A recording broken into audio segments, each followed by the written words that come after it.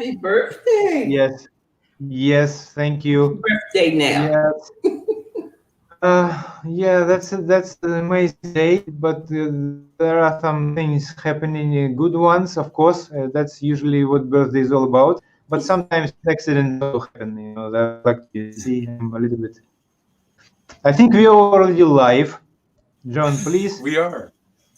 All right. Yes. Well, hello, Yeah. everyone. Hello again. And welcome back to this week's session. So, today we're going to explore this idea of how we think and the patterns of our thinking. Many people can kind of relate to the idea of black and white thinking, the either or, one way or another. And we're going to delve into a little bit about what might be in between. And that's why we called this the shades of gray. And so I'm curious as we have this conversation around how you all, kind of approach this idea of how do we look at our thinking? How do we become aware when we are thinking in black and white? And also then how do we shift that thinking into that middle ground, into that gray area? If in fact there is that gray area, maybe we need to establish that as well. But but the bigger issue here is how do we really listen to ourselves? And we've been really talking about awareness in almost every one of our sessions, and that's been a theme. But again, how do we pick up these thinking patterns in ourselves? So I'm curious as we go around, who would like to kind of start in terms of what their thoughts are around this topic? I can start. Okay. Even though I warned everyone that I'm not able to start anything, but now you see, actually, I can. No, when I was listening to you, what comes to my mind, I'm not gonna make it kind of too complicated, but what comes to my mind is that I believe that our brain, have certain particular way how we usually investigate things. I mean, what comes to my mind when you say black and white thinking is that every time when we want to learn something or analyze some phenomena or explain phenomena, usually at least kind of like in science, maybe we are taking that part and on the two parts. It's like we are in a very simplistic way, the take that one big thing which you like to maybe understand and divide it into the two big chunks. I mean, that's how I mean, in my mind, that's how we almost like a approximate, almost like a first approximation, simplistic way to understand things. We are just taking that one live thing and divide it in two parts, and then we think, usually the mind creates kind of I would say kind of understanding about those two parts as opposites, and we say, I see. Okay, I'm going to give you example. Well, the whole day, oh, there is a day and there is a night. Like, this is the day. Okay, there are two parts. Day is, when we have a sun, we see everything, and night is black, you don't see anything. Now I understand what day is. I mean, that's how we, like a very simplistic way of creating understanding by dividing in very, very, kind of approximate way. And that's what I believe the black and white thinking comes, kind of the origin is your wish or desire to understand something. And the first step to do it is to split it into the two opposites, like a duality, or black and white. I mean, that's amazing, guys. Thank you, Alex. Yeah, absolutely. Alice, what are your thoughts? Well, when I saw the subject, I was kind of struggling with it. I kind of went in a way that Alex was talking about. I was writing down some notes and I was thinking about the night and day instead of black or white. Then this morning, I woke up and I had this thought and I wrote down a few notes and I just want to read this and I think maybe we will start digging into some of it. But I wrote, the more aware I become of our differences in our sameness, the less my mind thinks in those black or white, yes or no, good or bad limitations.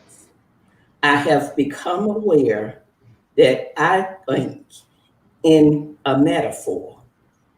I am a writer and a storyteller. When we are taught to write, we are told not to use an excess of words. I use an excess of words. Why? Because I don't want my readers and listeners to be spectators. I want them to come into my story. A trained writer writes like I used to paint. Eric Green was by the rule, no colors mixed, but a writer that was created to write as I continuously aspire to paint. They write as an impressionist. There is no normal, not like the normal world, but as the impression as how they see light, air, and what's around them. That is exactly opposite of black or white or trained thinking. If we seek to become aware that there is a complete spectrum of color in our thinking and allow ourselves to venture into the gray, that is where the beauty of transformation is created. So that's how I was thinking instead of just that I don't, it's good or it's bad. No, there's something in between that. It's that spectrum of color between that black and white if you're just looking at it. Like a true painter would not just use black or white, they would get all into the palette. And that's what we need to learn to do with our thinking. Not when we see, oh, that's good, that's bad. No, dig down into it, get out into the palette, find the gray, mix some red, some yellow with the gray, and see what would come out. And I think that's how transformation is created. So that was my take on it. That is so amazing. Thank you, Alice, because not surprisingly, this morning as I was thinking about this, because my background is in art, when I wrote Shades of Gray, it really I was having a hard time with that because that still seemed to be muted and dull. And I kept thinking, no, what's in between white and black is all of the colors. It's all of the colors. And then I thought about a prism. You know, when we shine the light on the prism, you know, there's a top and a bottom, a beginning and an end. But when you shine that light into a prism, it's all of the colors. It's all of the colors. And so I kept thinking, this is about color. This is about shining the light into this thinking and seeing it differently. So I so appreciate that because that absolutely connected with what I was thinking about this morning about maybe it's not shades of gray. That felt heavy to me. I thought color. How do we add color in between these spaces? So thank you for sharing that, and again how that connected to what I was thinking. So Irene, What are your thoughts around this? My thoughts when Alex was talking was, wow, how boring is just having black and white. And I was thinking, well, I can allocate it myself in sunrise and sunset. And the image that appeared in my mind was, a beach with palms, and during the sunrise or sunset, the different colors and nuances that mix with each other during this wonderful moment when you see the sun rises in the sunset, and that are very different. If you pay attention, the nuances are very different. So, and how the water of the sea reflects these colors, and I say that's more or less is my idea of world, how I love it. And I use the metaphor because I think he's very powerful to me, and gave me this energy and this sense of I want that people are different thoughts, different opinions, different. How could be a world that there is just black or white? There is no choice. Instead, I'm curious to know how many choices we have with all the nuances of colors that we can find as human beings. But more or less, I think we are all artists, colorful people. Me not. I'm not artist, but probably the only one. The only one here in the group is not artist. But I mean, when I'm listening to all of you, it's actually quite amazing. Alice and John and Irene. What actually kind of comes to my mind, what crossed my mind, is that I realized that if you ask me what kind of time of day you prefer, and my favorite time, for example, actually I have two favorite times in terms of beauty. I really like when sun already, you cannot see sun, it's already gone kind of, but still highlight the clouds, and you clouds with they all become kind of red, because not red, but kind of they're highlighted by sun, but sun already gone. It's for you it's a sunset, but for clouds it's not. And it's really amazing, beautiful point in the day when that picture is happening. It's very beautiful. I think, Alex, we might be having some connection. Yeah, I think Is Alex? we're having some connections. The sun is going down.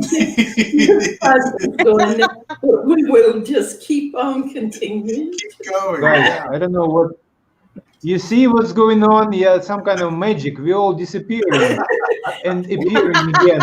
You are freezing on us. Yeah, definitely today is something with the connection, because everyone, I hear everyone with a little bit almost kind of breaking, and time to time I see our pictures are appearing, disappearing. Yeah, I mean, Yeah. something with connection today. As I told you, my birthday could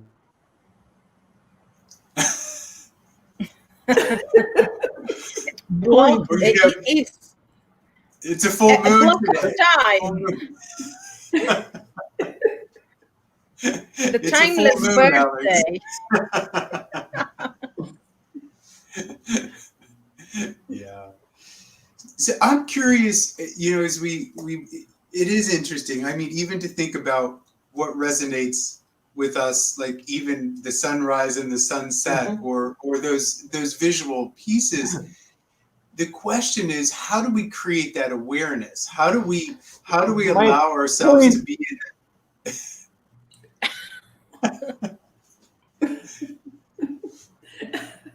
Go ahead, Alex. He's having so many problems with his connection. Yeah.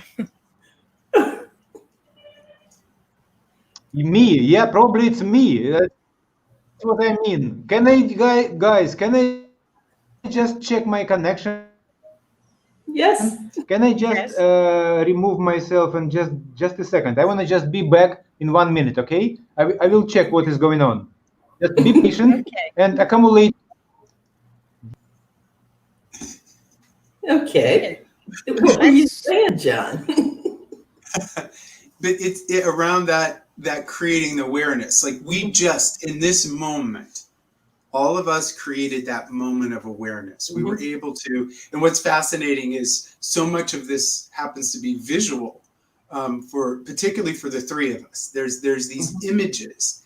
I'm curious how we capture that. That's awareness. That is that moment where we step back in a way and think about this. You know, we're stepping away from that moment and thinking through it. I'm just curious, how do you create that awareness? I think that's the piece for people that might be watching this to go, how do I do that? How do I create that moment, that in between space, to be able to connect to something.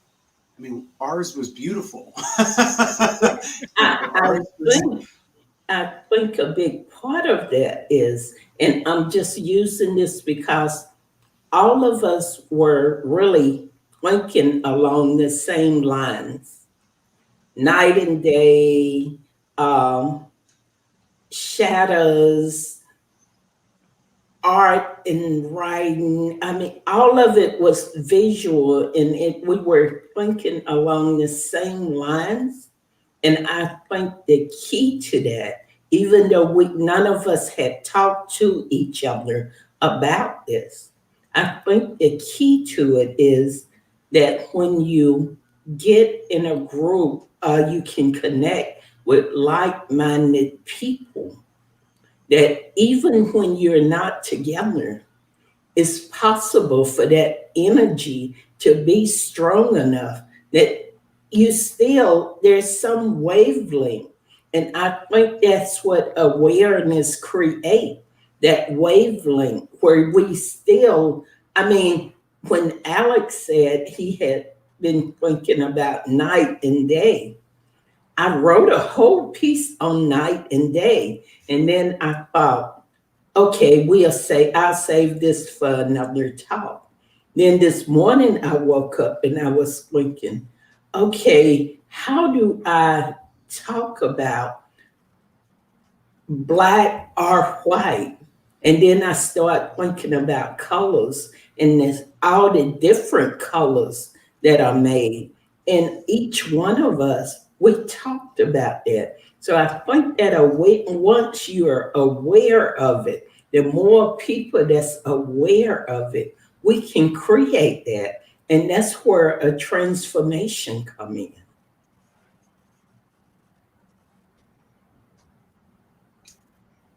Irene, what are your thoughts as well?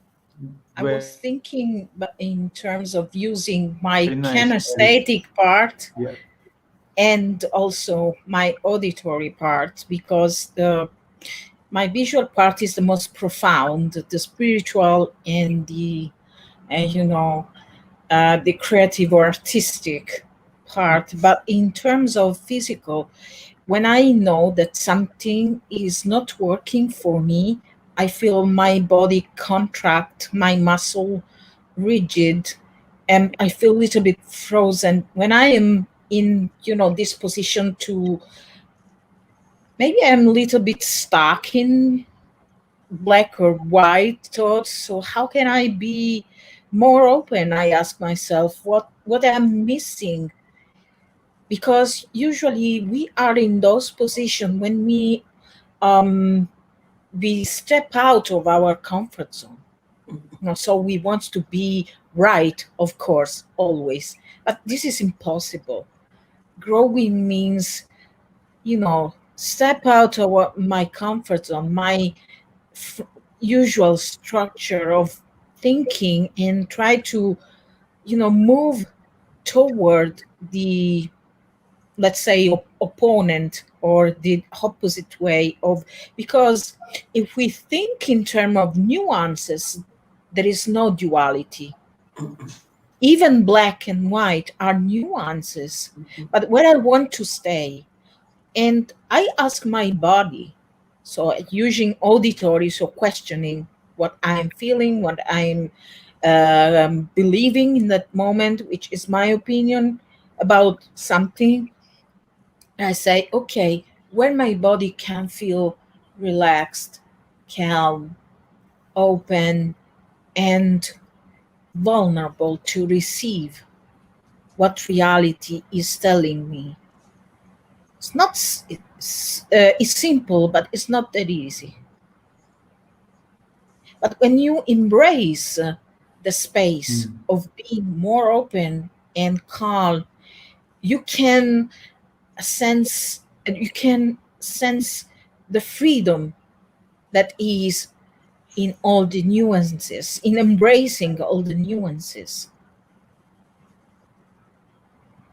Does that make sense?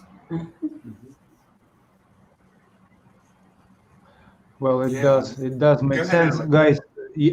What, yeah, what I can add is that I just again, the associations are coming. When Irene right now explained us her vision, I just remembered in my study of NLP course, I don't know, 13 years ago, when we were still kind of in a course of neurolinguistic programming, and I remember there was example of how language can enrich, because language kind of one of the filters, one of the layers which are between the reality, whatever it is, and what we perceive finally as our personal reality.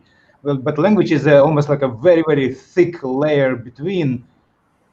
And example was like, if you don't have a words, or if you deliberately don't use words, which that thing which is between cease to kind of exist for you.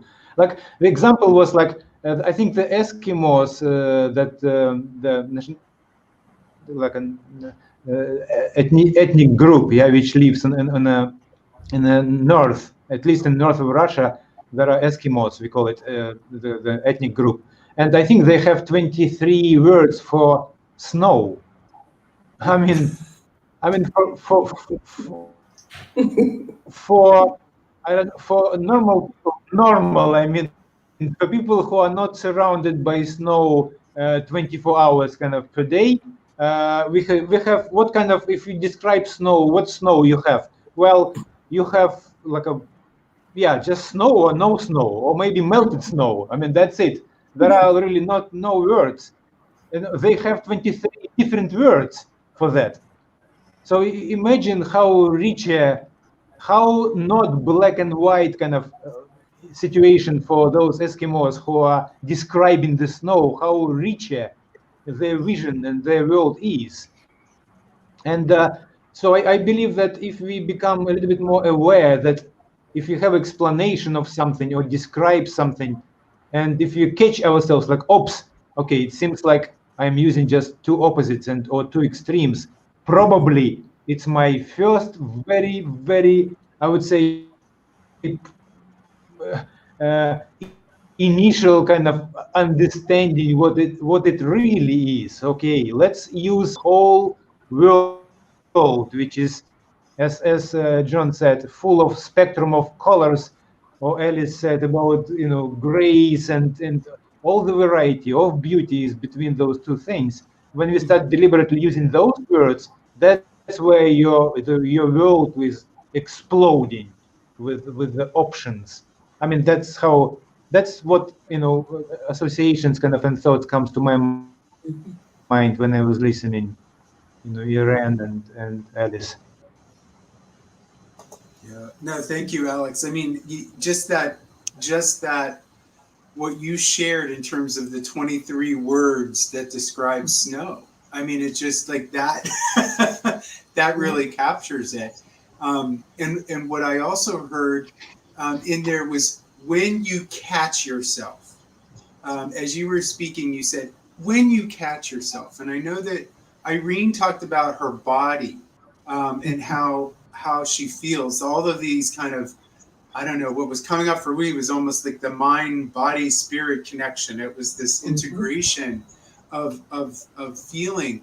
But I'm curious, like Alice, this idea of how do we catch ourselves? How do we notice, or how do you notice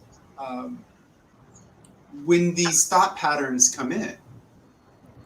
I guess if you go back to Alex Well, example, where he was saying about the snow and the 23 words, okay, if we, instead of saying, um, it is snowing, what if we said, if someone asks you, what is snow? Then you could say, it's frozen ice, it's white, it's water, it's, if you break it down, whatever it is, if you, it's cold, it's flaky, it's um, bright.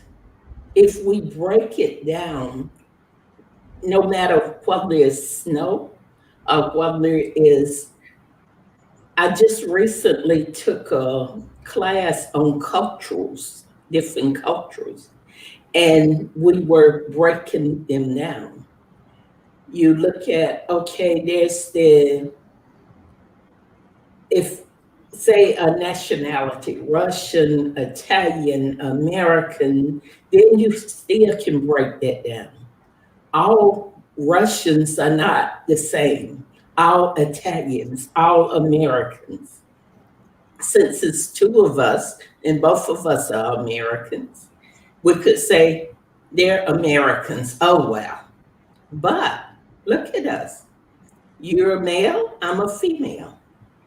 You're white, I'm black.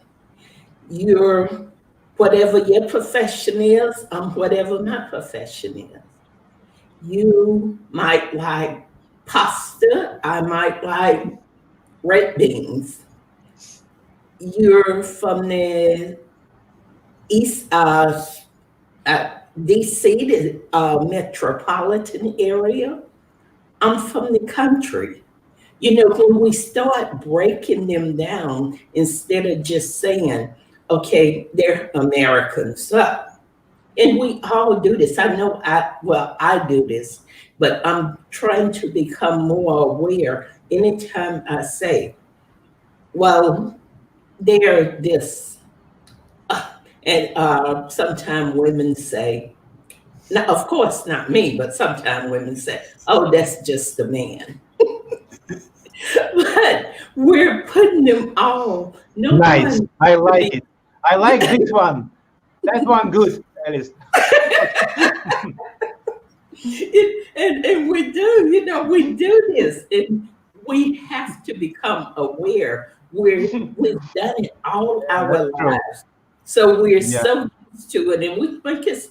I mean, we just kind of laugh it off sometimes. But if we do it when we joking, we are probably doing it when we are serious about serious things, about that we should be thinking more instead of black or white. We should be in that spectrum of colors and tearing it down and pulling it apart because we are all unique human beings. That's mine. Beautiful Alex. example in terms of Americans and men. Really nice, really nice. That's what we, in NLP we call it generalizations, and generalizations, it's the first thing which our mind produces, like instantly and easily. It's the first thing. And John, I agree that catching yourself and kind of catch yourself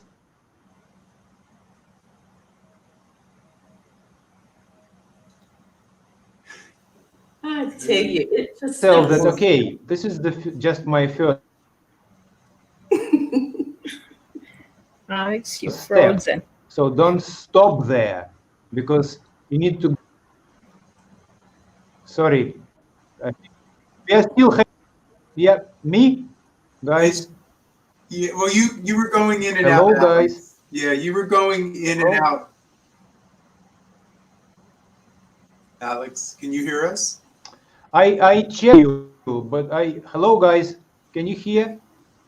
Hello. Yeah, can you Yes. hear us, Alex?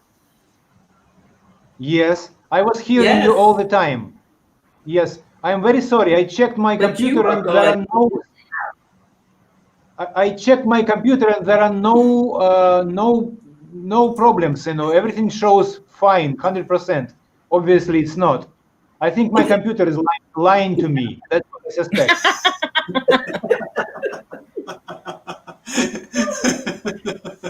I guess it's celebrating your birthday with you. Exactly, exactly. It's a birthday present. That's what it is. Yeah. The I was drunk gonna, computer. the computer, exactly. But as I was thinking, and hearing,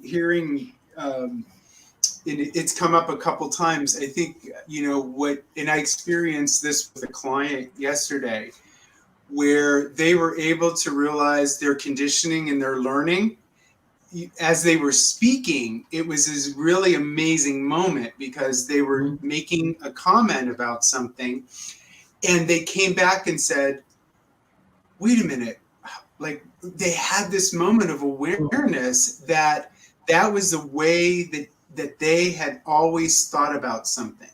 And it was amazing to watch. And I didn't really have to ask any questions. That was coming from themselves.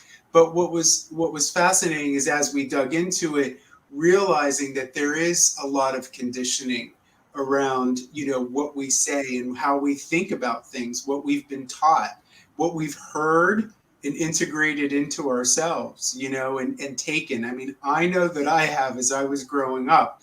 It's the little comments, it's the little belief systems that, that I kind of brought into myself. And now, the one question that was, I asked her, like, being aware of these beliefs and this conditioning, how is it serving you right now in your life in this moment? And that's when that shift really took place, because she became aware and said, this isn't my reality. I see, and she didn't use these exact words, but I see more. I see beyond. I see the possibilities. This is no longer how I want to think. I want to think more, I want to think bigger. I want to think more broadly.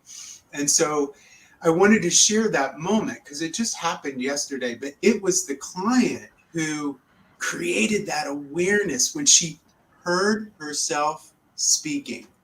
It was really quite amazing. But to identify all these things that she has taken in over time.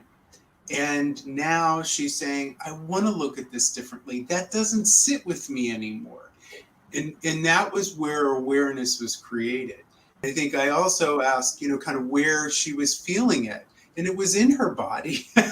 It was in her body. Something didn't feel right anymore.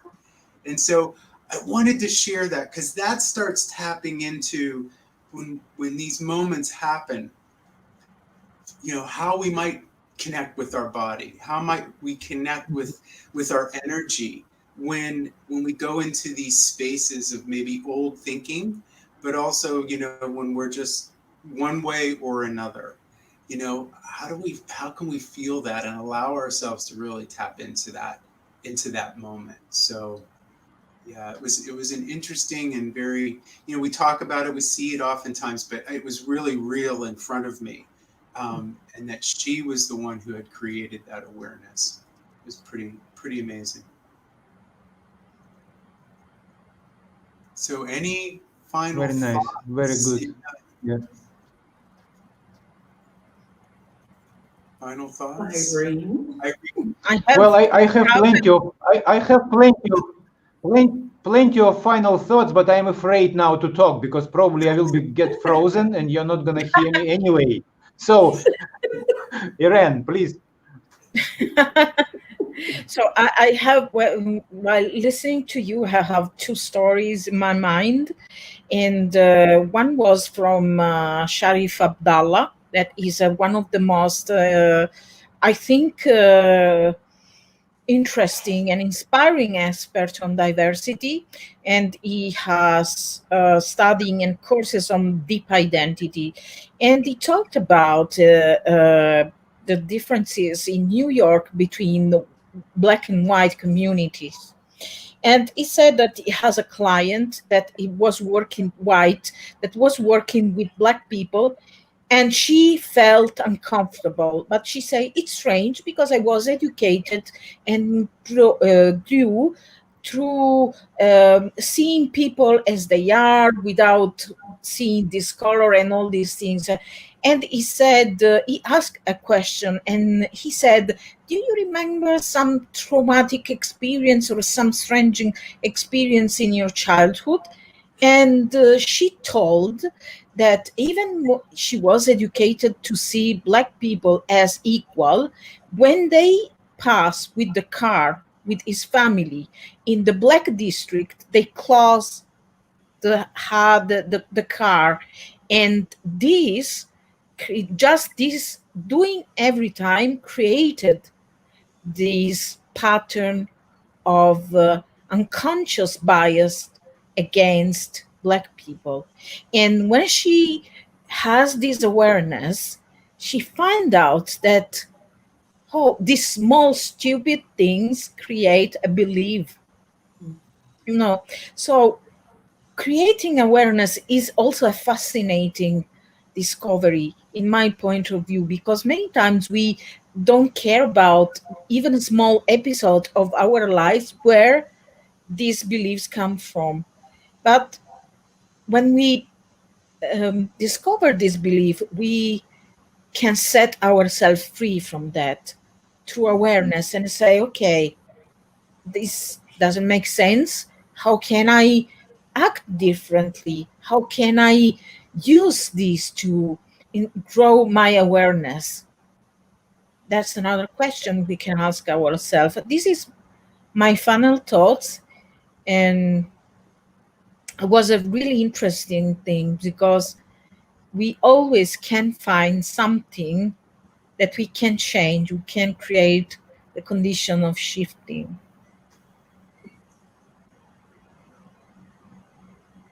Yeah, thank you so much, Irene. That's amazing. It really is. Alice, any final thoughts? It's amazing. Well, I guess I would just say is that, like Irene was saying, it's amazing how just something, maybe just it could be that quick, a flash of something that might have happened in our past, uh, maybe even yesterday, and we create this image of, we put, because it happened with this person, that person, and this nationality, that one, we lump them all together in one, we put all of them in one basket. And I think that's what creates our black or white thinking. It's either yes or it's no. No, there's something in between there.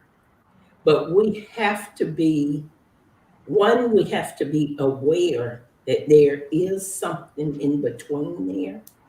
And two, we have to give ourselves permission, our mind and our heart, permission to explore what's between there.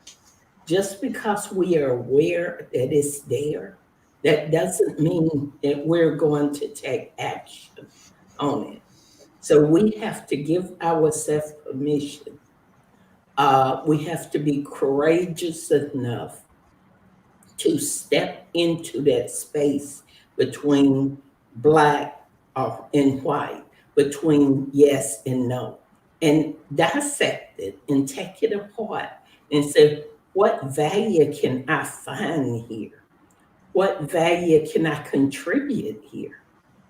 And once we do that, I think that's when maybe, like we said earlier, gray is kind of dull, but that's when we can create that great spectrum of color. And I always think that is transformation. We're no longer thinking black or white. We're no longer thinking just yes or no. We're opening up to all the possibilities. And what who would want to live in a world without hundreds and thousands of possibilities? Who want to wake up the next day to black or white? Who want to wake up to that? You won't. That's not living. It's life, but it's not living. It's not living until we dive into that space in between that black or white. When we dive into it and say, okay, I'm just going to explore this. I might not be comfortable, might not be brave, but I'm going to do it anyway. And to me, I think that was what I got when I was thinking about black or white. Where am I at? I don't want to be on this side or this side. I want to be in the middle of it. I want to be taking it apart. Well, it is. I just want to explore it, and that's what I think we should do. Just become once you're aware, give yourself permission, mind and heart, to jump in and explore. Wonderful. Thank you. Thank you so Nice. much. Yeah. Alex, we want to try any thoughts from your side? I can try, John. I no promises, but I can try. So, yeah, my final thoughts would be, I actually would like during today's talk about that about painting, about palette. I mean, I think that if I would be an artist, so what I would do, I would think that, okay, my mind comes to black and white picture instantly, easily, but this is just a very, very first step. And in order to remember for me that I have a whole palette, I have a those brushes which filled with different colors. So the only thing I need to do is to remember that. And in order to remember that, I need to have some kind of pause. I need to have some kind of break. So that's what in my mind what comes is that in order to enrich the world, I really need to hold that pause and have that break or gap. So my mind is coming instantly to black and white thing, and at this point I'm just holding the gap. And at that gap is my opportunity to remember that, oh, if I right now move my hand into my pocket, actually I have 25 brushes with the different colors.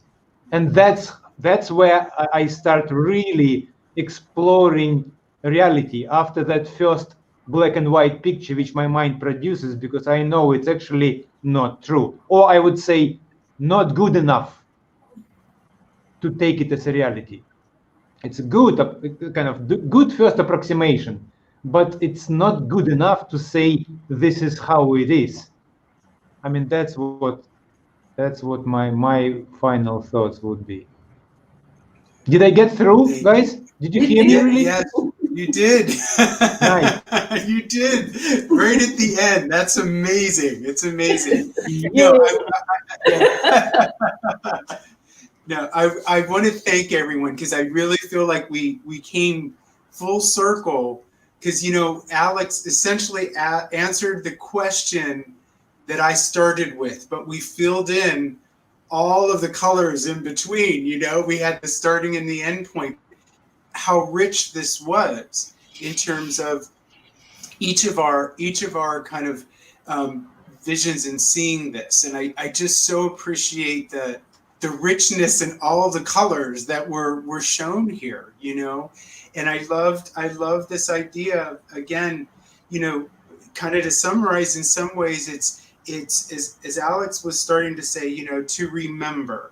And sometimes that remember is reflecting, and thinking about those moments in the past, to give ourselves that space, that gap.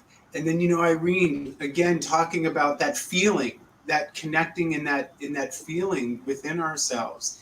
And then that movement forward that Alice was talking about, giving ourselves permission to look at this differently and explore it, and really to begin seeing the colors. I just so relate to all of this, and particularly when we talk about brushes and paint and all of those colors. But I really feel as though this has just come completely full circle with so much richness in the conversation. So I want to thank you all for everything that you've contributed in this conversation today. So thank you very much. Thank you. Thank you. Hello. And apologies for people who saw us that something wrong with the connection. So that's we have no control over. Thank